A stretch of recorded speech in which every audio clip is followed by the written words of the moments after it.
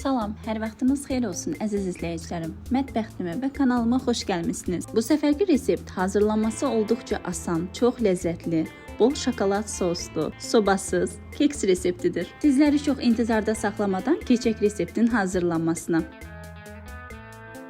İlk öncə qaba yumurta, şəkər tozu və vanilya əlavə edib mikserlə yüksək sürətlə ağarıb krem halına alana qədər çalıram.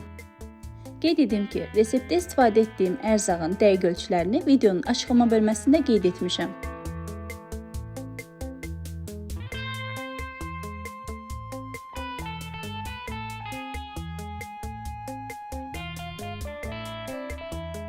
Daha sonra süd və duru yağı da əlavə edib un, kakao və qabartma tozunu isə ələkdən keçirdirəm.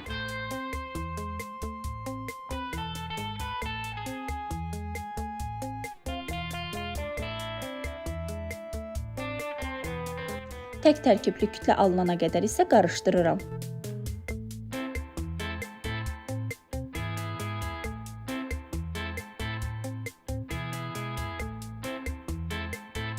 Daha sonra alınan kütləni istiyə dayanıqlı bankalara pay edirəm.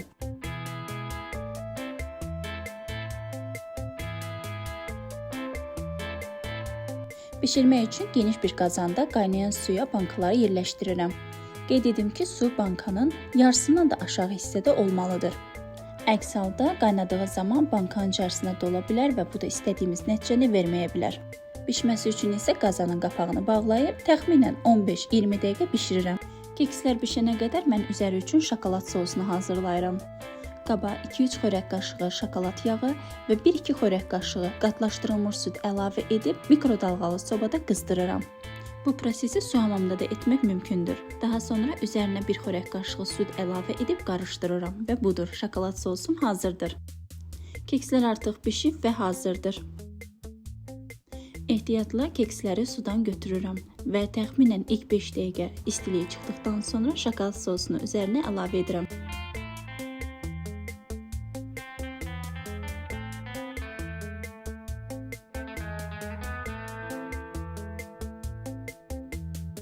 Həm dadı çox ləzzətli, həm görünüşü isə möhtəşəmdir.